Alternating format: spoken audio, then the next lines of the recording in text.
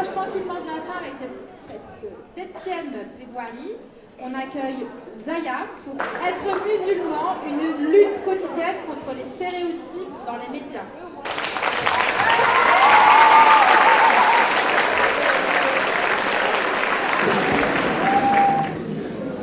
« 8h46. Une seconde, une seule, et le ciel de New York sombre. Des cris, de la fumée, des corps qui tombent, et 2 tours qui s'effondrent. C'était le 11 septembre 2001, un jour qui a marqué l'histoire, un jour où des milliers de vies ont été brisées, un jour où une autre souffrance est née. Depuis ce jour, des millions de personnes sont regardées comme des coupables juste parce qu'elles partagent la même religion que les terroristes. Mais ce n'est pas la même religion, pas les mêmes gens et pas les mêmes combats. Du jour au lendemain, le monde entier s'est mis à demander des comptes à des innocents. À Manu Fatoumata, oui, Manu Fatoumata, 70 ans, qui prépare des gâteaux au miel dans sa cuisine. Pas de kalachnikov, pas de haine, juste un peu trop de sucre dans ses recettes. Mais son prénom, son voile, sa foi, ont suffi à faire d'elle un danger. Et cet article, il ne vous dit rien? Tous les hommes naissent libres et égaux en droit. Vraiment, libres et égaux. Alors pourquoi certains naissent déjà accusés? Imaginez un instant que vous marchez dans la rue mais que tout le monde vous regarde avec méfiance. Vos voisins, vos camarades de classe et même des inconnus. Et ce regard lourd, pesant, accusateur ne disparaît jamais. Eh bien, c'est ce que ressentent des millions de musulmans dans le monde aujourd'hui. Pourquoi?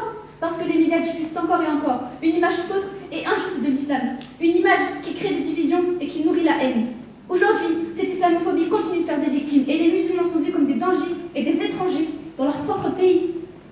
Depuis les attentats des Tours Jumelles en 2001, mais aussi ceux de novembre 2015 à Paris, les médias montrent trop souvent les musulmans sous un angle négatif.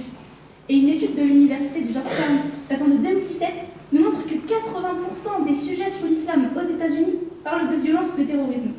Mais est-ce juste? Non. La majorité des musulmans vivent dans la paix et rejettent toute forme de violence.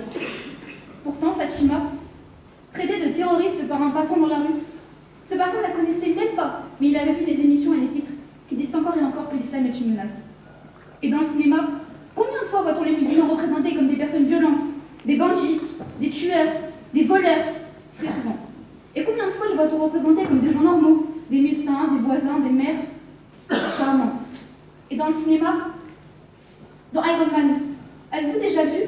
Tout commence par un cliché. Des hommes armés, barbus, dans une grotte, dans le désert, qui parlent arabe. Une image stéréotypée du musulman dangereux. Et pourtant, on regarde le film, on s'y habitue, et on finit par trouver ça normal. Ou encore dans l'Alchimiste, où l'islam est un chemin de paix, de réflexion et de fraternité. On y découvre un homme qui change, qui apprend et qui s'élève grâce à sa foi. Et là, l'islam n'est plus une menace, c'est une source d'humanité. Alors j'ai une question pour vous. Et si c'était vous, mesdames et messieurs, et si vous étiez toujours présentés sous votre mauvais jour, comment vous sentiriez-vous? Ce sont ces stéréotypes qui empêchent de voir les musulmans comme des personnes normales, avec des rêves, des familles et des qualités. Et à cause de cette fausse image, beaucoup de musulmans subissent des discriminations. En France, les actes islamophobes ont augmenté de 53% entre 2019 et 2020. Et selon une étude de l'IFOP datant de 2019, 60% des femmes portant le voile ont déjà été insultées ou agressées. Et les hommes contrôlaient 2 fois plus que les autres. Palestine nous le raconte très bien sur BFM RMC qu'elle avait toujours porté le voile avec fierté. Mais qu'il y a 5 mois, épuisée par les regards hostiles et les insultes, elle prit la décision de l'enlever. Savez-vous ce que cela fait d'être privée de liberté jusque dans la tenue? Dans le métro, dans la rue, les remarques et les jugements étaient devenus insupportables.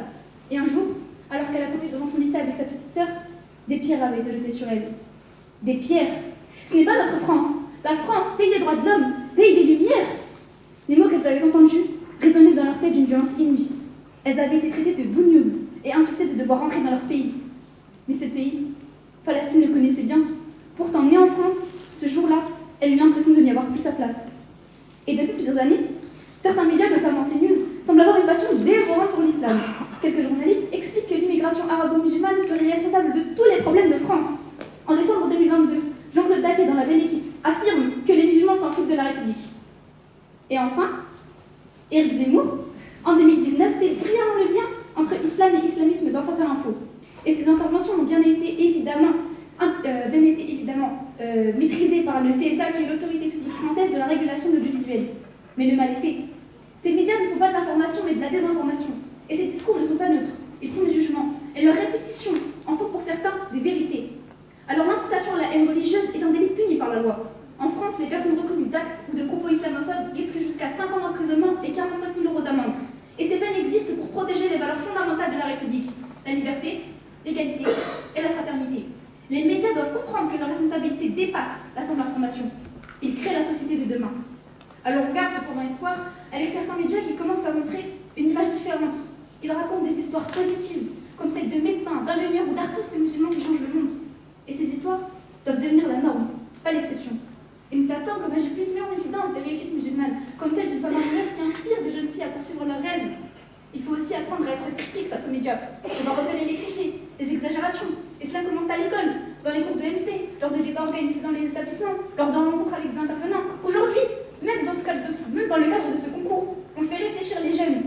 On nous apprend à user de notre esprit critique et surtout à ne pas prendre ce qu'on voit à la télévision et sur les réseaux sociaux. Les médias ont une responsabilité immense. Ils doivent arrêter de faire peur, arrêter de diviser et commencer à montrer une image vraie et juste de l'islam. Car cette islamophobie ne concerne pas seulement les musulmans, elle fragilise toute une société. En effet, vous pensez peut-être que c'est récent, mais non. Dans les journaux des années 1890, on présentait les Italiens comme ceux qui volaient le travail des vrais Français. Ou encore, dans la France des années 30, l'antisémitisme était à la une des journaux. L'un d'entre eux, le journal Je suis partout, multipliait les articles sur les Juifs et les Français. Et les décennies suivantes seront marquées par des reportages, des articles, des documentaires sur les gens issus d'immigration. En favorisant la peur et les divisions, ils menacent notre capacité à vivre ensemble en harmonie. Et pour construire une société pacifique, il est essentiel de rejeter ce type de discours discriminant, parce que toutes les communautés, qu'elles soient d'origine géographique, de milieux sociaux, de religions, de cultures différentes, peuvent être victimes de ces stéréotypes. Être musulman aujourd'hui, c'est devoir vivre avec la peur. La peur du regard, la peur du rejet, et parfois même la peur de la mort. Oui, il était tôt ce vendredi 25 avril. On entendait le silence sacré des mosquées, le front posé au sol, le cœur tourné vers Dieu, un geste de paix, un instant de foi, et un coup de couteau. Puis un autre, le sang sur le tapis. Le corps d'Abou Bakr s'effondre, poignardé en pleine prière. Il ne menaçait personne, il ne criait même pas, et pourtant on l'a tué. Parce qu'il était musulman, parce qu'il priait autrement, parce qu'il avait un prénom venu d'ailleurs, parce que le présumé coupable passait son temps à consulter des médias islamophobes. Et moi je vous demande, combien d'Abou Bakr faudra-t-il encore? Combien de tapis souillés par le sang faudra-t-il encore? Combien de prières brisées par la haine faudra-t-il encore? Ce n'est plus de la peur. Alors oui, les attentats ont suivi notre monde, c'est vrai, mais ils ne peuvent pas justifier des années de méfiance envers les musulmans. J'ai une dernière question pour vous. Quelle société voulons-nous pour demain? Une société où nous nous regardons avec méfiance, ou une société où nous nous respectons peu importe nos différences? Une société où l'on vivrait côte à côte et non face à face? Car Abou Bakr ne reviendra jamais, mais son absence nous oblige. Elle nous oblige à choisir. Car au final, la véritable menace, mesdames et messieurs, n'est pas la diversité. La véritable menace, c'est la manière dont nous choisissons de la regarder, la manière dont nous choisissons d'analyser les médias. Merci de m'avoir écouté.